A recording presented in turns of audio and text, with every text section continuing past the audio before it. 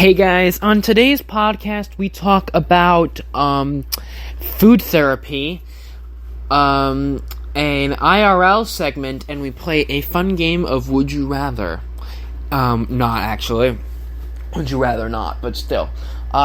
If you guys like this podcast, please leave us a following and give us a follow and just like the podcast if you like it. Just follow it because, when we post, you'll just get an automatic ding, and you'll be able to do that. Because we will be posting on different times every week. Okay, on to the podcast. Hey guys, welcome to the Thinking is Infinite podcast with Joe and John. And today we are going to be talking about my experiences with actually food therapy. Yeah, and one of the things that we like to do, and welcome back everybody, and one of the things we like to do on each episode is to talk about Joe. And Joe, if you guys aren't already aware, Joe is on the autism spectrum, and we've touched base on this on previous episodes. And one of the things we like to do is dedicate a little time in each episode over topics such as special needs and how so someone who may have a young child with special needs and they don't quite understand what to do in certain instances, maybe they can catch some advice on this from... It's always a good idea to try to tell people about, these types of things, because many people still aren't entirely aware of, how to deal with people with special needs, so it's always a good idea to inform the public. Yeah. Before we start, Joe, how was your week this week? It's actually really good. I've been I've been catching up on a lot of schoolwork, and I've been just kind of like relaxing, decompressing a bit, which is always kind of a good thing. I like listening to music, those kind of things. I had a little bit of a crazy week. For the past, I would say 2 to 3 weeks, I've been having some massive pain in the back of my mouth, right? Oh. So why? I had to, I'll tell you why. I had to get a wisdom tooth extracted on Monday this week. Ooh. So wisdom tooth? Yeah. How is a wisdom tooth going when you're 40? I thought that was going to get pulled out when you're in your 20s. It was supposed to be pulled out. I was supposed to have all 4 wisdom teeth pulled out when I was in my 20s. Interesting you mentioned that. Now, what they told me in my 20s is you got to get them out. I got one of them out when I was in my 30s, and I have 3 left. And the dentist told me I need to take out 3. I only took out 1 this time. I only took out the one that was hurting. But it made me think of certain things. And one of the things I wanted to talk about, not so much that, because it was a miserable experience. That's having a tooth pulled, and then what? Then I had to eat. I had to eat mashed potatoes for a day and a half, oatmeal. It was awful. But I'm starting to come back, as you could hear. There's no, my mouth is working just fine, except for the Long Island accent. And one of the things made me think while I was going through the next 24 hours, because the next 24 hours is pretty painful when you have a tooth pulled, right, Joe? I don't know if you've ever had one pulled. I don't think you ever did. I don't know. I've never really had one pulled, but I have heard of the pain that does come from that. It is pretty bad. Now, one of the things I was thinking of, Joe, is thresholds of pain. Yeah. You know what I was thinking about with thresholds of pain? What? I think everyone thinks they have a high threshold for pain. Yeah. Personally. They all think they have a high threshold for pain. Yeah, until you actually get a lot of pain, so... Well, no, what I really think is, if you ask people on the street, do you have a high threshold of pain? I bet 90% of the people would be like, yeah, I have a high threshold of pain. Now, if you ask their partner or their friend or someone who's around them all the time, they're like, no, he doesn't. No, she doesn't have a high threshold. So I wonder, do I have a high threshold of pain or not? Now, I know that you have a high threshold of pain. I've seen things happen to you, and you're just like, okay, or you say ouch, but you move on very quickly from it. Yeah. I think I have a high threshold for pain for certain instances. I've broken bones. I've torn ligaments. Those, I think I've had a pretty good high threshold of pain. You know where I have the lowest threshold of pain? In your mouth? Mouth, needles, little things. A nail, a fingernail that got cut a little too low.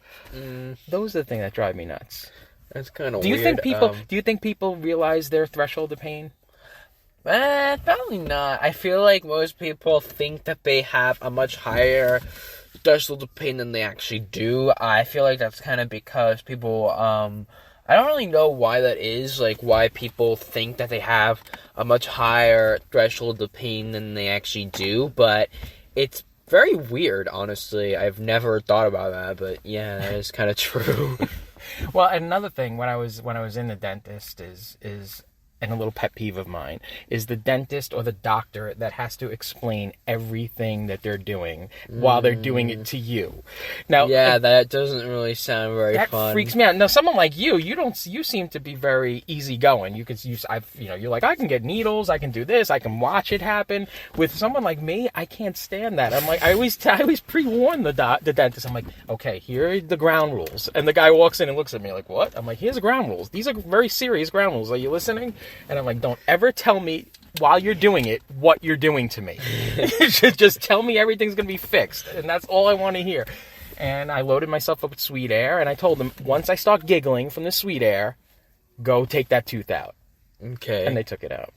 So, anyway, it was just my thoughts on pain thresholds and stuff. It was very random. It was just like one of those things where I'm going, I wonder, because I was sitting there that night in pain, laying down and going, am I a wuss? Or do I have a high threshold of pain, or do I not have a high threshold of pain? That's a very weird topic, but anyway. Anyway, on to the topic that we actually intended on having today was food. And a lot of kids with special needs, a lot of kids on the autism spectrum have food aversions and things that they absolutely will never ever eat.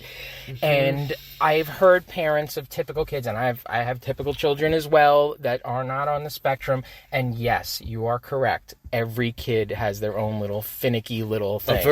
Aversions to food and things they don't like. That's true. And like, there are picky eaters out there, but let me tell you something, on the spectrum it is that times, I don't know, 10.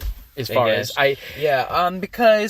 this on the spectrum, it kind of gets a bit worse. It gets worse because many people on like the spectrum, they're very sensitive to taste in certain cases. So like they're kind of like, okay, well, if it tastes bad, then people aren't gonna have it, Well, one of the things with Joe, and I'll start because I've obviously have a lot of experience with Joe when he was a little baby, and he may not remember it, and then I'm going to kick it off to Joe, and he'll talk about his experiences. But Joe, when you were a little baby, and actually growing out of little baby, so you had some teeth at the time, all you would eat was crunchy things. Now, if anyone knows nutrition out there, there's very few things that are nutritious that are crunchy.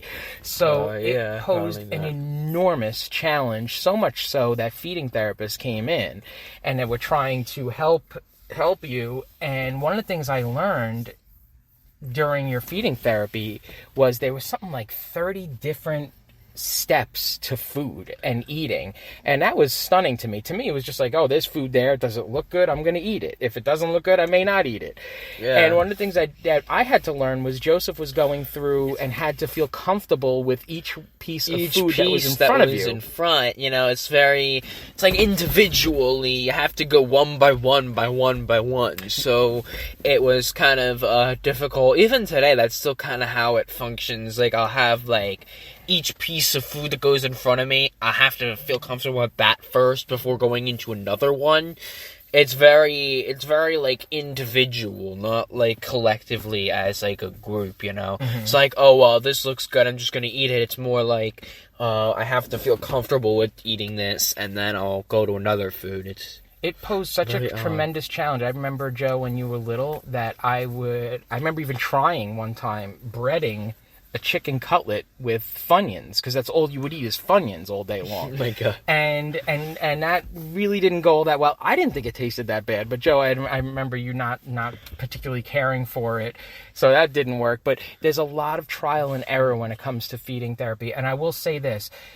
If you're a parent and you do not have a feeding therapist there, I think one of the best things to do is just put certain foods in front of the child and let them just look at it, let them play with it, let them get used to it, and then try it again the next day, and then try it again the next day. It was a long, long process. And I'll just give you a warning where I got in trouble. Do you know I got in trouble with the feeding therapist, Joe?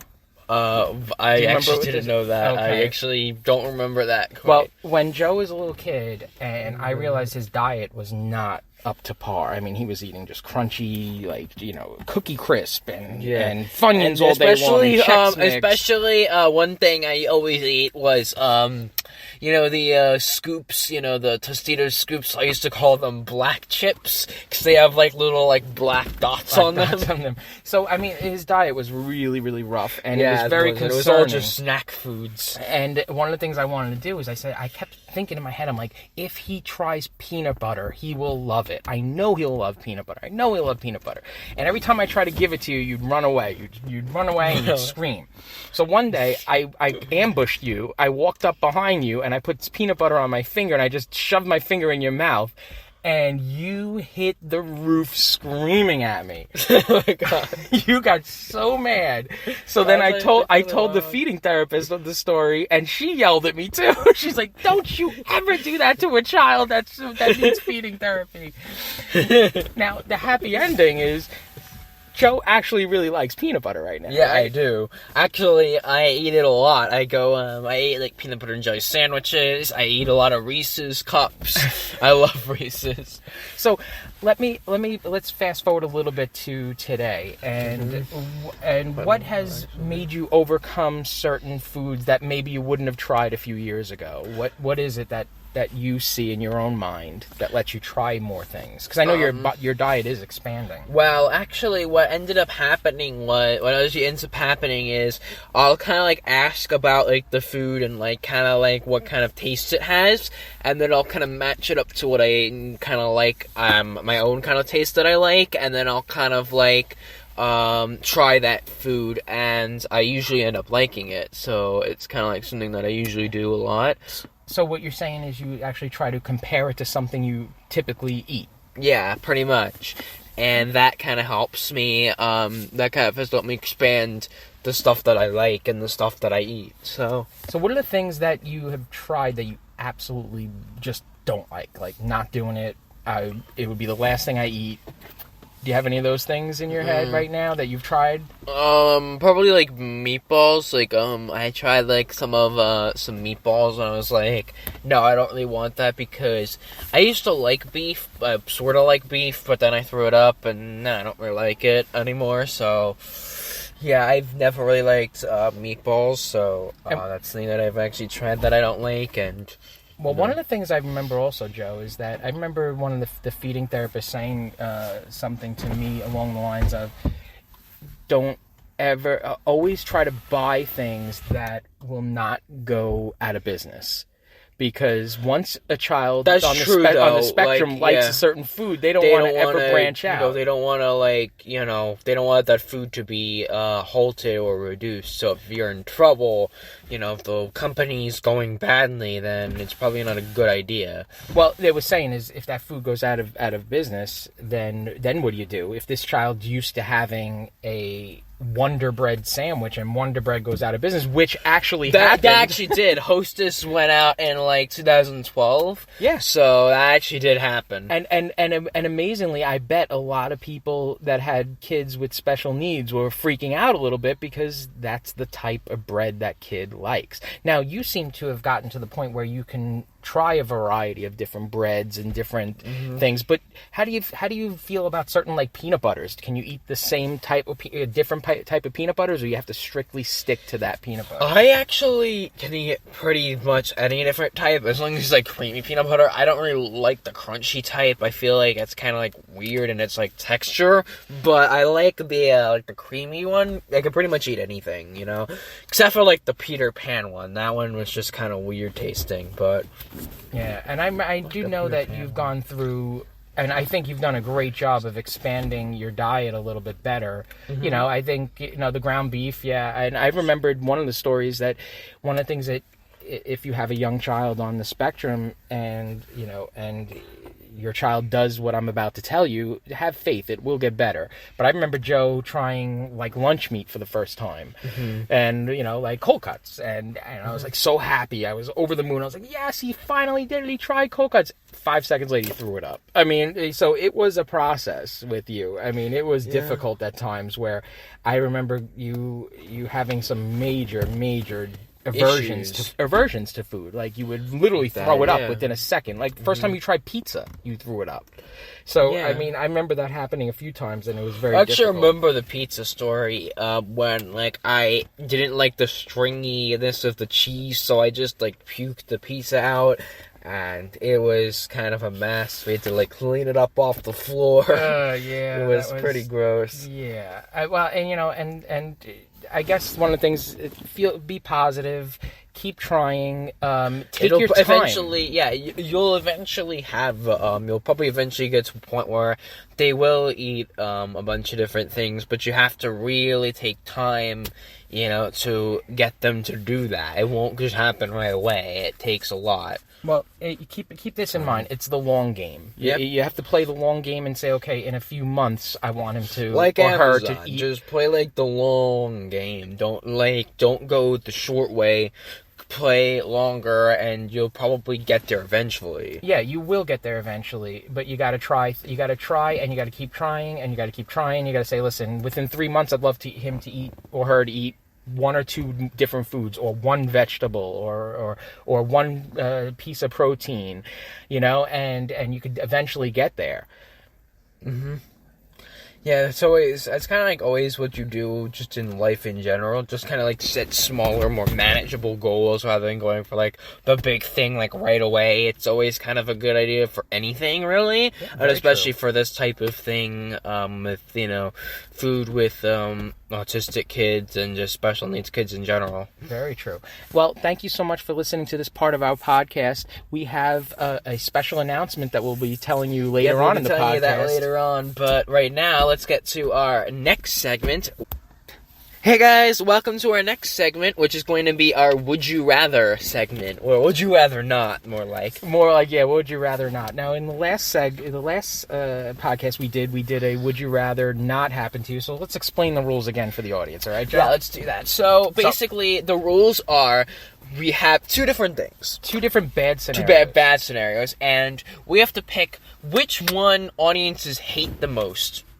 Yes. Basically, which one do they hate more than the other one? Last time, Joe, out of the 3, was basically only got 1 correct out of the 3. But you know what? These are difficult because now let me also explain is that this was done by surveys, and what they surveyed is bad things happening to you, and everyone had to assign what they call a number from 1 to 100 of how much they would hate this thing happening to them, right? Yeah, and you have to guess which one has like a higher number than the other one. So, Joe, I'm going to give you 3. We're going to start off with our very first one, okay? Okay.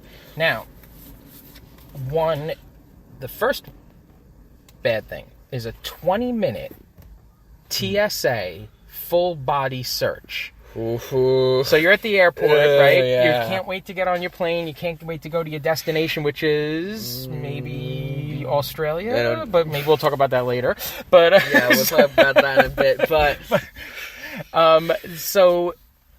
But sitting there for 20 minutes while someone is touching you and checking to see if you have any weapons and everything like that. Yeah, those kind of things. Or which one? Losing your wallet.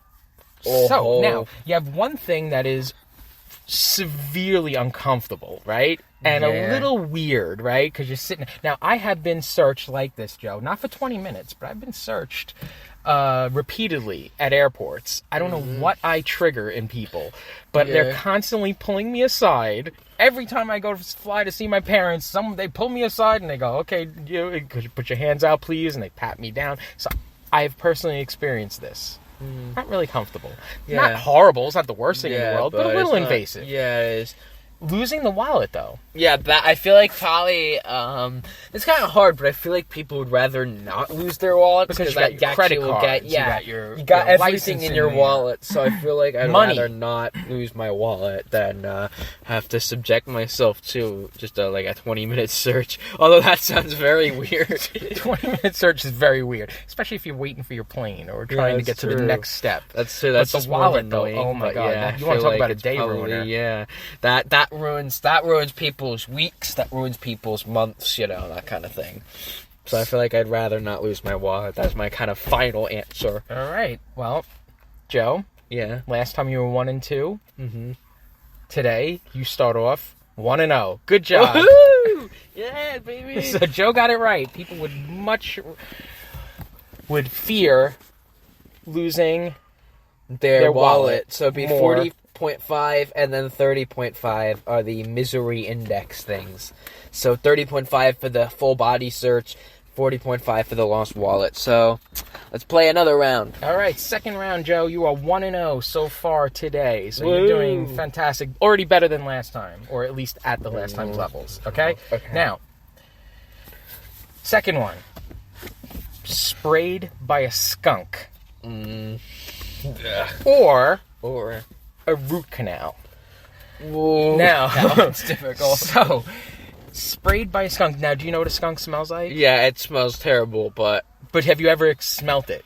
no, actually, All I've right, never I smelled a have, skunk. because I've driven to my sister's house. Now she's in South Carolina, but at the time she was Yeah. in North Carolina. Yeah, I didn't know And that. on the way there, through Virginia and parts of North Carolina, every few miles you smell a skunk.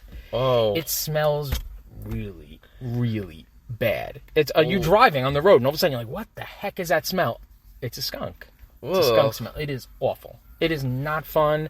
Sprayed by one, from what I understand, you have to shower like 5 times to get it off of you. So horrible, icky, thing. But right? I feel like Now, root canals are also very painful. Root canals. Now, have you ever? I've had root canals. Root canal. What the bad part about a root canal is, it takes a long time. It's painful. It takes a long time. I remember my brother had to get 3 root canals or whatever. Yeah, I remember he Like had a 2 rough root moment. canals. But Oh, I've had multiple root canals myself, and they're painful beforehand because you got to. That's the reason why you have to get it. It's a little bit painful during and then painful after. and painful after, and then once it heals, it's not so bad. So, what do you think? Do you think the people would think is a root canal is worse, or getting sprayed by a skunk? That one's hard. Yeah, I feel like both are very negative outcomes here. I feel like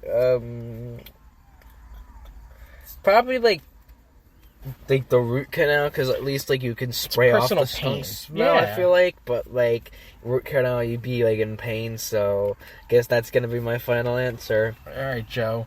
Well, Joe, you're 2-0. Woo! You got it right again. So, Joe, I'll give you the cards so you can actually look at them and see Oh how wow, close they actually were. that actually were pretty close. Sprayed by a skunk is 25, and root canal is only 28.5. So, yeah. So it's actually not as bad as some of the other ones. So I'm not as challenging you. bad as 20-minute PSA search. I have said TSA. So I've actually looked at these cards prior, and I Yeah. try to pick numbers that are close together to challenge you. Now, Joe, Okay, you are and now- 2-0. So- to have a clean sweep, you got to get this one right. Yeah, If it's gonna be not, challenging. you've already got 2 right, 1 2 wrong. won, so so you've already that's had a good. better day. Okay. Yeah. Now this one is, these are not fun either. None of these are fun. This None of them this are. whole deck of cards. Let me tell you something. Yeah. I had to take most of this deck out because It some was of it is inappropriate. absolutely inappropriate, disgusting. So even though I may be sharing some of them, I go, ugh. There's much worse out there. It's one of Yeah, those games. there's It's like yeah. there's that. What is that game? Crimes Against Humanity. It's kind of that realm. Have Type you ever of heard of that crime. game, Yeah. Joe? Well, it's one of those games. Yeah. So I'm gonna actually clean this up for the audience of the podcast because we are in the clean section, right? You know. yeah, we're okay. not doing that So explicit stuff. you wipe your rear end with poison ivy. Oh. Now, I've never Yeah, experienced that poison sounds- ivy. That sounds. I've that never sounds experienced very poison ivy. itchy, but But imagine having that on your on butt, the no, rear end. That Let's be sounds clean. painful. That sounds painful. And then have to deal with that. That's got to Oh. take a while to go away. You got to kind of put stuff on there to make it go away. That's not a Gotta fun go to idea. gotta go to the doctor and explain. Yeah, it's Imagine that going to the too. doctor and explain. Yeah, I Oh, got yeah, poison yeah, ivy on yeah. my butt. Yeah, and how'd you get it? sound weird. That I sounds wiped my weird. butt with it. That sounds. Yeah, that just sounds not good. I and think then- explaining that it to the sounds- that doctor sounds the is most just as awkward part. painful as going through If the not treatment. worse. Telling a doctor, I was an idiot and I. But maybe you'd have no choice to. Maybe like camping, and you had to like wipe it with poison ivy because you didn't have toilet paper. So See, that's a good point. You have to coach, and even if you did it for another reason, which I have no idea why, but even if you did it for another reason, at least you can explain to the doctor that I was just camping and I had nothing else, and I had no idea that this leaf was poison ivy. that'd be a good idea. Okay. Obviously, that person didn't have a phone because they could have Googled what does poison ivy look like. Yeah, that's true. Or maybe they had no signal because they're up camping. But yeah, probably. I digress. It's still a nasty thing to have. Okay, so next one. The next one is fall asleep on the beach and get third-degree sunburn. Oh, I think I'd rather not fall asleep on a beach and get third-degree sunburns. Now- That's probably more painful. The pain's also throughout your body instead of just limited to your, behind. Plus, it's also very, it's very. Have you ever had sunburn? Not a good experience. Well, no, but I've actually met my mom. She got like a mild sunburn. Even that hurts. So I've had I can imagine having sunburn third-degree sunburns all over your body. Because that you fell has asleep to, at the like- beach. Now Yeah, that's got to that be sounds you don't want to talk about ruiner. Like But also has to be a very hot beach too, and you have to be sleeping there for a long time. yeah. And you know what? More than likely, if you're on a beach, you're probably on vacation. That's ruining a vacation, right? That just And that and ruins anyone's The month only thing or that's easier years. about getting a third-degree sunburn, in my opinion, is you could just go to the doctor and say, yeah, I got third-degree sunburn, what can I do? It's not like going to the doctor and saying I got poison ivy on my butt. Yeah, but like Less of a story, but more yeah, painful. but like it's way more painful. So I think I'd rather not get the sunburns. So you're going with the sunburn one. yeah, probably. Joseph, I did not tell you... Now, I know the podcast audience doesn't realize this, but I did not give him these answers prior, right, Joe? No, This is actually. the first time you're hearing No, these. actually, I didn't. I actually You- never got these answers at You all. have gotten all 3 correct this Yo! week. Good job, Joe. And look, now, I'm going to show Joe, and Joe, you tell everyone the misery index on these two, okay? Because Okay. it was really close. Yeah, it was actually. Oh wow, that is amazingly close. Wipe your behind with poison ivy is 32.5. Fall asleep on a beach, get third-degree sunburn is 33. So, I thought it would be way higher. Both of these would be way higher than that. But yeah, that is interesting, right, Joe? yeah. You did good That is this very time. interesting. You knocked it Yeah. out of the park. Yeah, I did really well. So, listen So- up, everybody. Stick around for one For last the segment. special announcement, we have our IRL segment. Yeah, special announcement, and we are so happy to give out this announcement, and Yeah. it's going to be something that we're going to be looking for in the future, so we can't wait to tell it. We're just going to hit the IRL in just a moment. Okay. Ready? Hey, guys, welcome to our IRL segment. We are driving to the park to see my brother's football game, and we thought we'd film a little real-life segment here. Yep, and we are in the Jeep Cherokee studios on our way there right now, right, Joe? Yep, that's where we are. And Joe, we have we both were informed by email Yes. of something pretty incredible for the small podcast that we are, right? Yeah, it was pretty weird. We were trending number 75 in Australia for some reason. Unbelievable. So apparently they like the Long Island accents down under, right? We love Yeah, their maybe. accents when we hear them, but Yeah. they like Yeah, us. one time I actually I met an Aussie at she was going to, I think, like watch her dog or something. I don't know. I can't really quite remember, but I do remember that I once actually confused their accent. I was like I thought that she owned a yacht, but she said yard. It was actually pretty funny. Well, maybe they like to hear us and how we say talk. Yeah, and that's water. true. And That's things true. like that. I mean, like, there's so many different, like, accents out there, and they all sound, like, very different from each other. Even, like, in the United States, you'll hear, like, the Long Island accent, so it's very different from, like, the South Carolina accent, and that was actually what my sister experienced when, my sister Kayla, she goes to Clemson, and she experienced that herself, where, she kind of had, she had people who were like South Carolina accents and who had South Carolina accents, and they spoke very differently from her, and you know that kind of caused a bit of like confusion. Well, getting back to ranking in Australia, I think it's pretty incredible. So if you're one of the people that are listening to us in Australia and Thank you very following much. the podcast, I would love to see you comment in the Apple iTunes comment area and just drop a comment on what you think of the show. And not only that, drop a comment where you're from.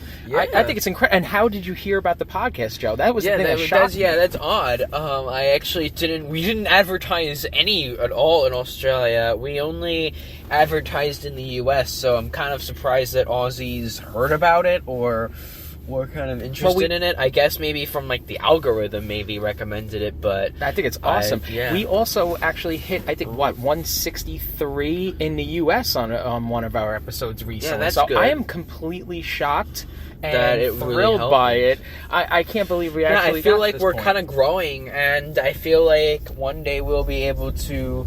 I feel like growing is very important for any like YouTube channel, podcast. You kind of want to grow. You like seeing growth, and I feel like we're grateful for every single one of you that follow the podcast. That have our episodes, give it a listen, share our podcast. It's always a good idea because, at least for us, because I feel like the listeners always deserve credit for helping people grow. They are the ones that are helping you and boosting you up.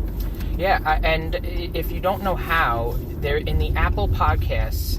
If you go to the top right-hand part of the screen, and you'll see the little buttons, the three little dots. You click on those three little dots, and there's a follow show. This way, anytime the show updates, right, Joe? Anytime you update the show, they'll automatically pop up on their phone. Yeah. Now, there's also that share show and copy link. So if you ever have someone in mind that may benefit from this podcast, because a lot of times I think our specialty really is talking about special needs in every episode, and then I think that the rest of it's like a potpourri of just fun. Just different things, so... But if you see and you know someone that may enjoy the show, you can actually click on share, and it will direct you to how you want to share it. Do you want to share it on social media? Do you want to share it in a text message? But we appreciate everyone, and we love Australia right now, right? Yeah, actually, I've always kind of been interested in Australia. One of my favorite YouTubers actually comes from Australia. And he always talks about kind of like the good and the bad of that sometimes. How occasionally he'll talk about the climate's really hot. About the different kinds of animals you'll meet there. It's a pretty interesting place. You meet all these these kind of animals. Some of them are very dangerous. Some of them are pretty cool to see. So yeah, that's kind of something that I found kind of interesting. I've heard publicity stunts where podcasters and TV shows say, "Hey, if we're ranked number 1, we will come to your town." What do you think, Joe? You think we should say, "Listen, if we become number 1 in Australia, we'll come to Australia"? I don't know. I feel like that might be a very long plane ride. They're actually testing flights from New York directly to Australia now. They're testing those types of flights. I actually heard of that. All right, how about this? If we get to number 1, we get to the top 10 in Australia, I'll take you to Outback. Okay. Okay. Okay, that's actually kind of funny.